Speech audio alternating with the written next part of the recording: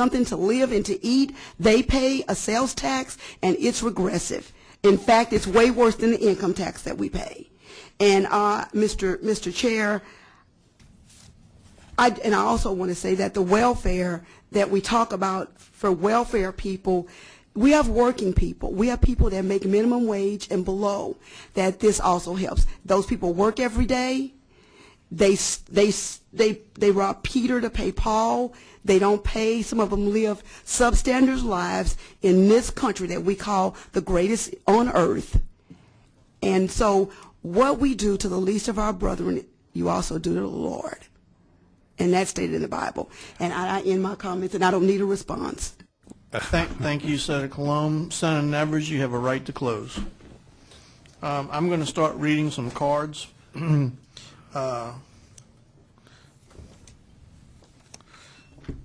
This is in opposition: Mary Elise Schlesinger, Jason Dore, Ross White, Dorothy Knight, Connie Boyer, Joyce Lindy, Sarah Dote, Francisco Navarro, Peter Bernes, Jonathan Prindle, John Kay, Nick Razagodici, oh no, I screwed that up, Rob Farmer, Douglas Pennington, Victoria Kelly, Destin R. Sensky, Joel Watson, Emily Shannon, Dawn Stapes, Austin Stukin, Karen Connolly, Aaron Hofker, Hunter Hall, Frank Apelko, Alex Smith, Laura O'Halloran, and Pastor Brenda Brissett, all in opposition. Now, Senator, before you close, I have some cards to read in support of, and I do think we should read them into the record. These are all people that are in support of Senator Nevers' Senate Bill 96.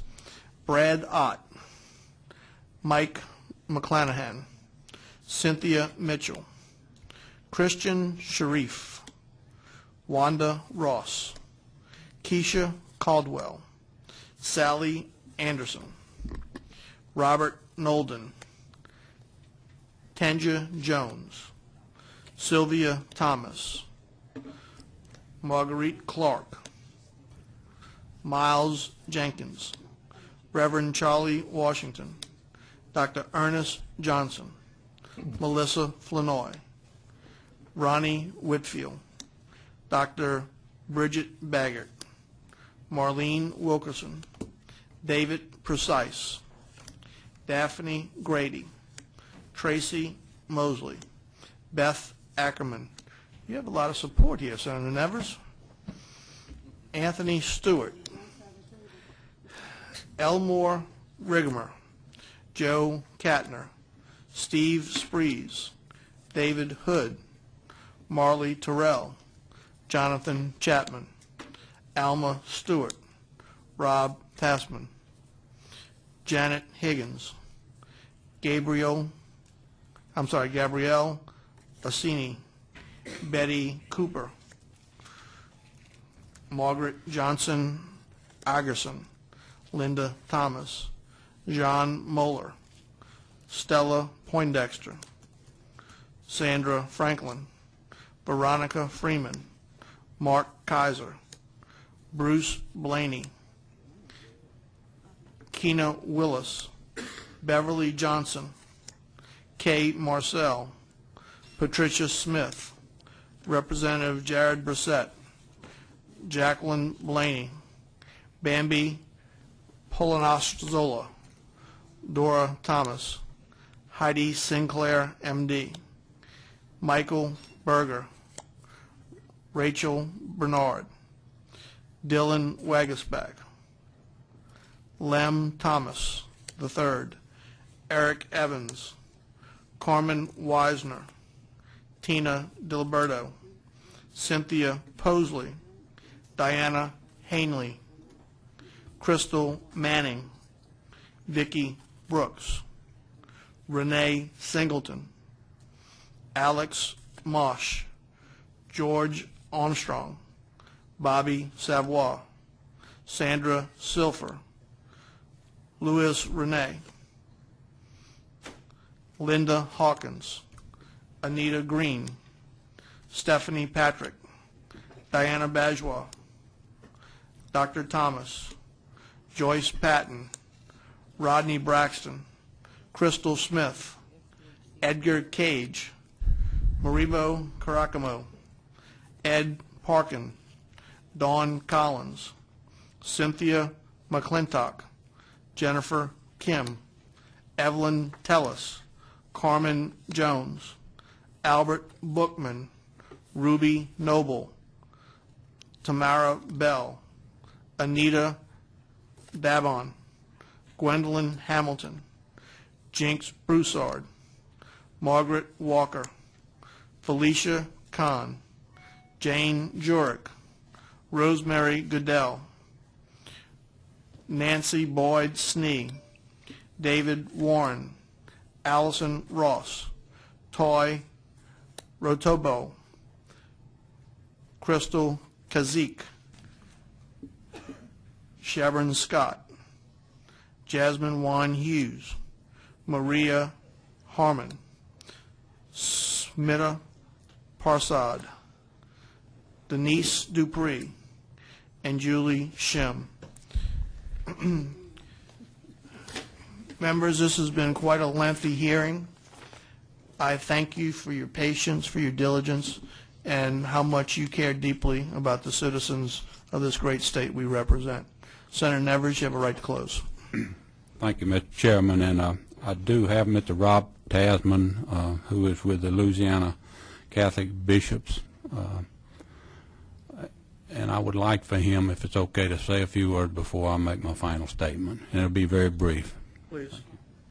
Good afternoon, members. Chairman Heitmeyer. My name is Rob Tasman. I serve as the Associate Director of the Louisiana Conference of Catholic Bishops.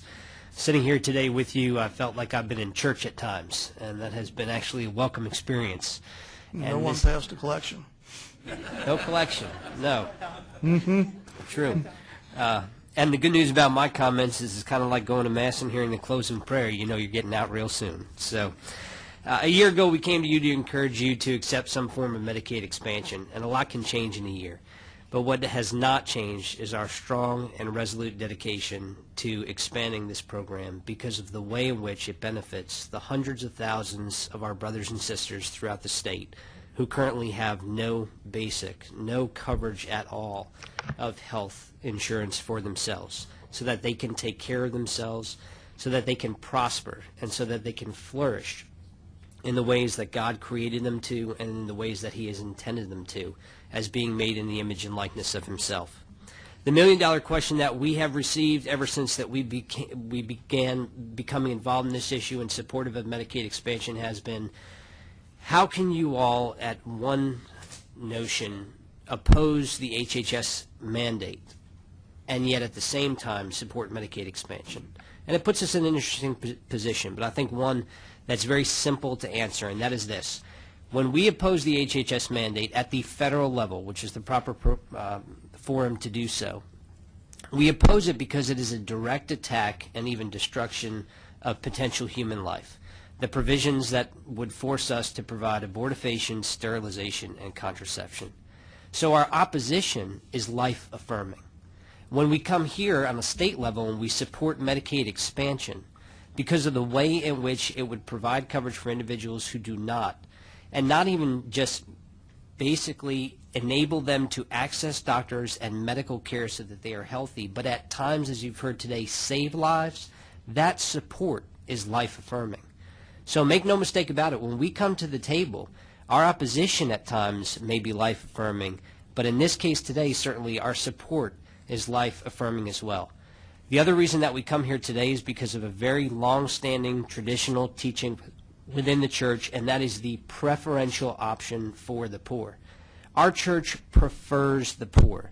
If you have any qualms about that, pay close attention to our current Pope, Pope Francis, and you will have no doubt in your mind that that is absolutely the case. That's refreshing for some. It has invited people home to our church, and it is the church that was established as Jesus intended it, to care for the poor. I am not preferred because I'm blessed. I have a good job. I can provide for myself and my family.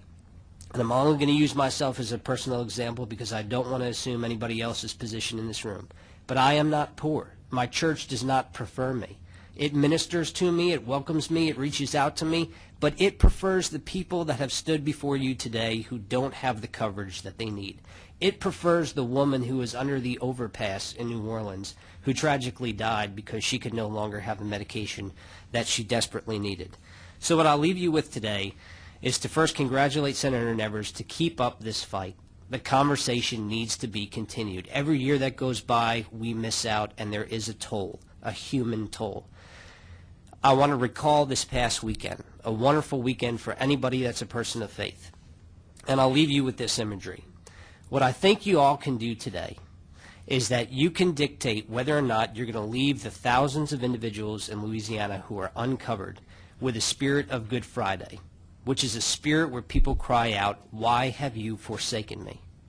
Or will you leave them with a spirit of Easter Sunday, a spirit that says, "He is risen and I am healed"?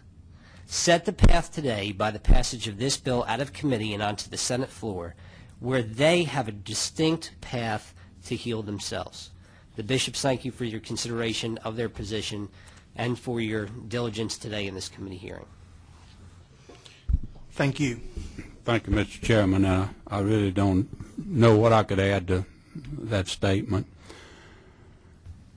But I want to say to all of you that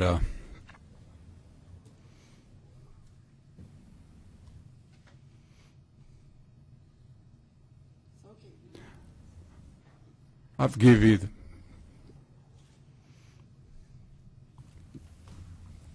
my best today. Take your time, Senator.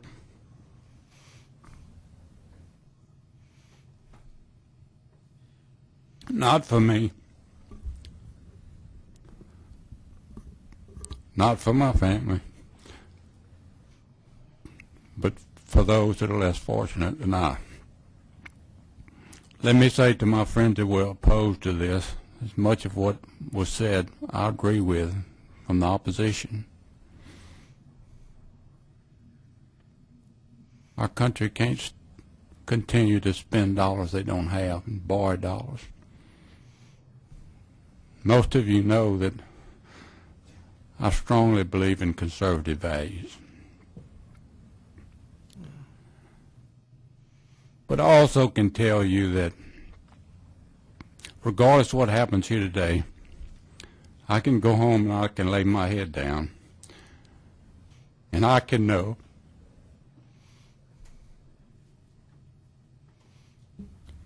that I did my best.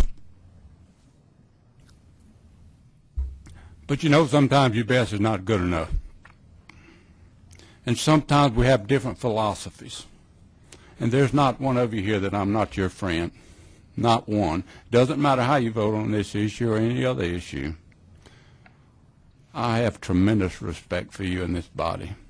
And for everyone that testified here, even though many opposed this bill. And I can tell you, I'm going to give them an opportunity if I live to next year to come support a bill that I have. The opposition here today to do away with state income tax in this state and do away with all tax exemptions. I hope the Tea Party will be here, because I'm going to give them a chance to be here.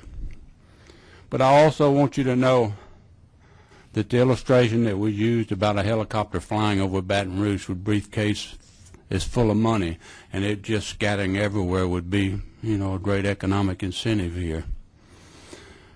But do you know what we're doing today if we do not choose to expand Medicaid? Is to take those suitcases of money and fly over California and New York and many of these other states and just open them up. Just open them up and let all the money that our people pay, or much of the money they pay in federal taxes, flow to them.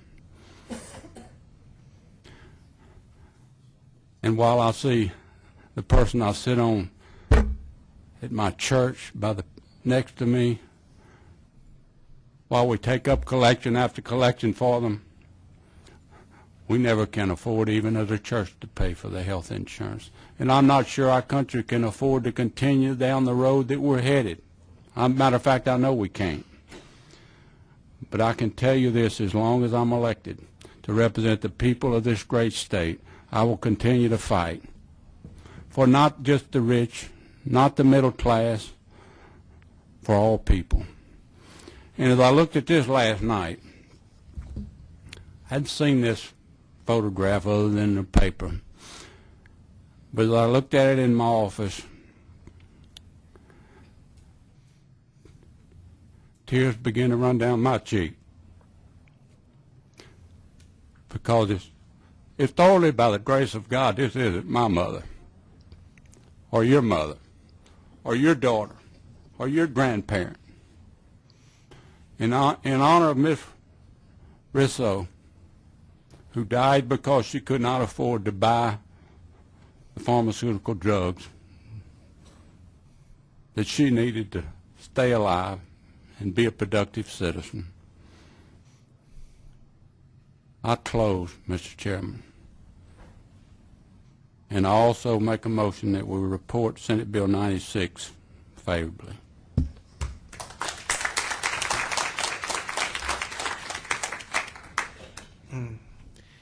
Before we act on that motion, Senator, you also stirred some emotions in me of your passion for this issue, the people that you represent. You could have not done a better job fighting for them. I think everyone up here appreciates you as a colleague, as a fellow senator, and mostly a friend. Thank you. We have a motion on the table from Senator Nevers to move Senate Bill 96 favorably. Is there any objection to that motion? I have a substitute motion. Senator Claytor. Senator Nevers, I appreciate what you have had to say. I appreciate others that have appeared. I particularly appreciate the individuals that have come here and participated in the process. I agree we can do better. I disagree that this is the answer. So I make the substitute motion to defer. We have an objection to the substitute motion. Will you call a roll? The vote is to defer. If you vote yes, you're voting to defer. If you vote no, you're voting not to defer.